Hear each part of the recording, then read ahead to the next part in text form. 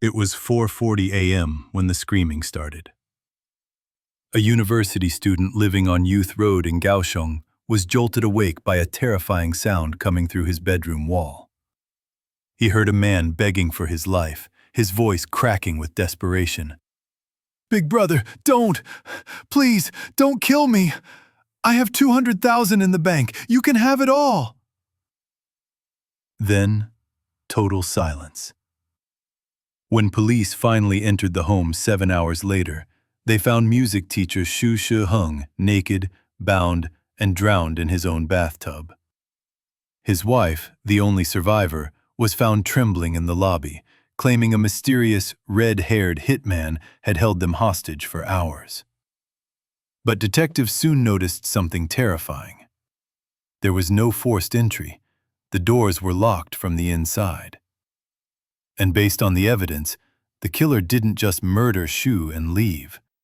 He stayed in the house, with the wife and the corpse, for 6 long hours. This wasn't a robbery, it was a stage play, and the final act was just beginning. The nightmare began in the dark, but the realization of the crime would wait until the sun was high in the sky. It was January 24th, 2014, in the Fengshan district of Kaohsiung, Taiwan. The location was a 5-story townhouse, known locally as the Yongyun Music Shop. By day, it was a place of culture, selling violins and hosting piano lessons. By night, it was a fortress, sealed off from the busy streets. At 4:40 a.m., the local 110 dispatch center received a frantic call. A student named Chen, who lived next door, reported hearing chilling screams. He was specific about what he heard: a man's voice pleading for mercy, offering money in exchange for his life. "Don't create a tragedy before the new year," the voice had begged. Officers rushed to the scene, but the music shop was silent. The steel rolling shutters were down.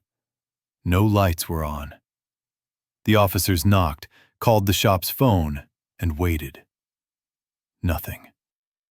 Assuming the screams were perhaps from a television drama or a drunken domestic argument, and lacking probable cause to break down the door, they left. It is a decision that would haunt the investigation later. 7 hours later, at 12:10 p.m., the silence broke. A second call came in, this time from Kai Wen-rui, a teacher at the music school. His message was grim. The owner, Shu Shiheng, was dead. Detective Chen Jin Lee of the Fengshan precinct was the first to take charge. When he arrived, the scene on the first floor was chaotic, yet controlled. Sitting on a sofa was the victim's wife, 35-year-old young Yiling, also a music teacher. She was a picture of traumatized grief, weeping, trembling, her eyes swollen red. Her wrists bore the distinct red marks of being bound. She told the police she had barely escaped with her life. But the true horror was waiting upstairs. Detective Chen climbed to the 5th floor, the couple's private residence. Pushing open the door to the master bathroom, the humid air was thick with the metallic smell of blood. The floor was wet. The walls were damaged. Lying semi-submerged in the bathtub was Shu Shiheng. He was stark naked. His posture was grotesque, slumped forward, his face underwater. The forensic examination revealed a level of brutality that contradicted a simple robbery. Shu's hands and feet were tightly bound with yellow and white adhesive tape. His entire face was wrapped in transparent packing tape, suffocating him. To ensure silence, the killer had shoved a pair of black men's underwear deep into his throat. The autopsy would later catalog 21 distinct blunt force injuries. His head had been smashed against the tiled wall with such ferocity that the ceramic tiles were cracked. Most disturbing of all was his left ear. It had been nearly ripped from his skull, hanging only by a thread of skin. The medical examiner noted that this wasn't a clean cut from a knife. It was a jagged tear, caused by a bare hand pulling with inhuman force. The cause of death was determined to be a combination of blunt force trauma and positional asphyxia. He had drowned in his own blood and vomit while unconscious. As the forensic team worked, young Yiling began to speak. She spun a terrifying tale of survival. She claimed that around 4 a.m., a stranger, a man standing over 180 centimeters tall with a muscular build and dyed red hair, had broken into their bedroom. She said he was a debt collector, demanding repayment for a loan her husband had defaulted on. She described how the intruder beat her husband, then forced her, at threat of death, to go downstairs and fetch the tape to bind him. "If you don't help, you die too," he allegedly threatened. She complied. She even described how, after the murder, the killer forced her to use industrial detergent to scrub the blood from the bathroom floor, erasing the evidence. Finally, he forced her to swallow her husband's sleeping pills, knocking her out until she woke up at noon. On the surface, it was a cohesive story. A debt dispute, a violent enforcer, a traumatized survivor. But Detective Chen had a nagging feeling. The timeline didn't add up. The brutality was too personal. And the red-haired stranger seemed too convenient. Detective Chen and his team immediately began to stress test Yang Yiling's testimony against the physical reality of the crime scene. Almost instantly, the threads began to unravel. The first and most significant problem was the locked room paradox. The townhouse was secure. There were no broken windows, no picked locks, and no signs of forced entry. The front entrance was protected by a heavy rolling steel shutter. This shutter wasn't operated by a simple key. It used a complex rolling code or hopping code system. This technology changes the entry code every time the remote is used, making it mathematically impossible for a standard thief to clone the signal without the original chip. Investigators confirmed there were only 4 remote controls in existence. One was in Shiheng's pocket. One was with Yang Yiling. One was with the employee, Kai. The fourth was a spare, sitting untouched in a drawer inside the shop. If the shutters were down when the police first arrived, and no remote was missing, how did the red-haired stranger get inside? He didn't break in. Someone had to let him in. Then there was the motive. Yang claimed the killer was a debt collector. But a financial audit of the victim revealed the opposite of a debtor. Shiheng was financially sound. He had over 200,000 Taiwan dollar in his bank account, exactly as he had screamed to the killer, and held significant assets in stocks. He had no gambling debts, no drug habits, and his business was profitable. Why would a hitman torture a man for a debt that didn't exist? The medical evidence also whispered of deception. Toxicology reports found high concentrations of flunitrazepam, known commercially as FM2, in the victim's blood. Yang insisted her husband took it voluntarily for insomnia. But detectives knew FM2 was a controlled substance, notorious for its use in sexual assaults as a date rape drug. Hospitals in Taiwan rarely prescribed it for simple insomnia anymore due to its severe side effects. It was a weapon, not a medicine. The most damning inconsistencies, however, came from Yang's own behavior. By her own admission, she had 2 clear opportunities to escape. She went downstairs alone to get the tape. She went downstairs alone again to get the detergent. The shop had a glass door that opened to the street. She was meters away from freedom. Why didn't she run? Why didn't she scream for the police who were patrolling nearby? She claimed she was paralyzed by fear, terrified that the intruder would kill her husband if she fled. Yet, she was compliant enough to help the killer scrub the crime scene clean, effectively destroying the DNA evidence that could have identified her husband's murderer.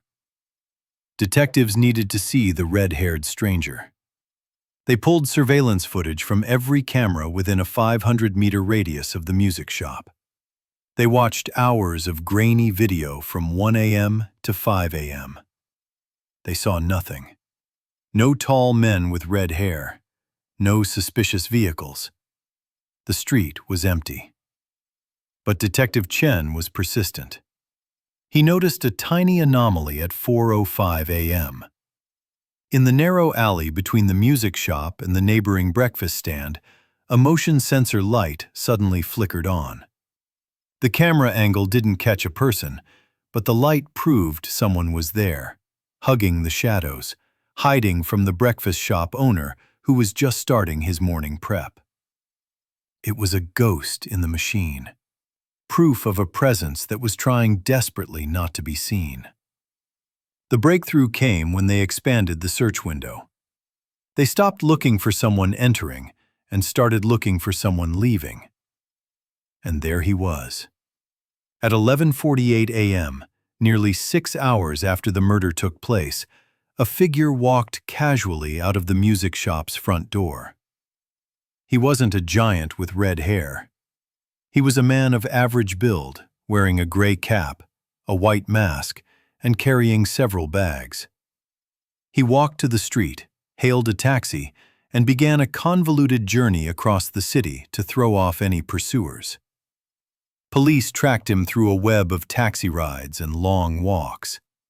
He went to a park, then a parking lot, then took a taxi 12 kilometers north to the fishing harbor of Kezai Liao.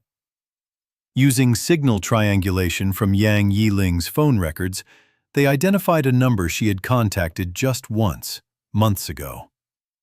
It led them to a 35-year-old English teacher named Xu Fangwei. He wasn't a debt collector. He was a close friend of the wife. And when police raided his apartment, the red-haired stranger mask began to slip. On February 7th, police surrounded a fast food restaurant near Xu Fangwei's apartment and took him into custody. At first, he played the role of the gallant protector. He spun a sensational, fabricated story to shield Yang Yiling. He claimed that he and the victim, Shiheng, were secret gay lovers. He told police that the murder was a result of a sex party gone wrong, a dispute over money and services that escalated into self-defense. He insisted Yang Yiling was an innocent bystander, a victim of her husband's debauchery. But the police were already steps ahead. The physical evidence destroyed his story. The rolling code remote he claimed to have thrown into the ocean was found in the shop. The debt he claimed the victim owed him was proven false. Xu Fangwei himself was millions in debt from gambling. But the final nail in the coffin came from the digital forensics on Yang Yiling's computer. Her search history was a window into a premeditated execution. In the 2 weeks leading up to the murder, she hadn't been searching for divorce lawyers. She had been Googling how to get a death certificate, where to buy FM2, how to inherit property, and most chillingly, news articles about accidental bathtub drownings. She had studied the death of Whitney Houston. She had read about children drowning in tubs. This was not a crime of passion or a robbery gone wrong. It was a cold-blooded, researched plot to stage an accident. Faced with the undeniable proof and the threat of the death penalty, Xu Fangwei's loyalty finally crumbled. He confessed to the true motive: love. He and Yang Yiling had met online a year prior. Yang had painted a picture of herself as a battered wife, trapped in a marriage with an abusive, cheating monster. She manipulated Xu Fangwei's affection, convincing him that the only way to save her was to kill her husband. The The plan was chilling in its simplicity. They would drug Shiheng, put him in the bathtub, and make it look like he fell asleep and drowned. On the night of the murder, Yang spiked her husband's drink with the FM2 she had procured. Xu Fengwei, wearing a disguise, including a red wig to confuse potential witnesses, entered the house using the remote she provided. But the plan failed. The sedative wasn't strong enough. As Xu Fengwei tried to stage the drowning, Shiheng woke up. The accident instantly turned into a brutal life-or-death struggle. Panicked, Xu Fengwei smashed the husband's head against the wall, beating him savagely while the neighbor next door listened to the screams. Young Yiling, the innocent victim, watched from the shadows. When the husband finally stopped moving, the lovers didn't flee. They were stuck. The accidental drowning narrative was ruined by the obvious signs of violence. They had to pivot. For the next 6 hours, they stayed in the house with the cooling body. They cleaned the blood. They bound the corpse with tape to stage a robbery. They rehearsed Yang's story about the red-haired stranger. Xu Fengwei even stayed until noon, casually walking out in the dead man's clothes to avoid suspicion. In the end, the court saw through the layers of lies. It was a murder born of greed and twisted affection, executed by a duo who thought they could script a perfect crime. Although Yang Yiling denied her involvement to the very end, claiming she was a victim, the judges were unconvinced. Both were sentenced to life in prison. The music shop on Youth Road stands silent today, a grim reminder of a fatal duet that ended not in harmony, but in betrayal and blood.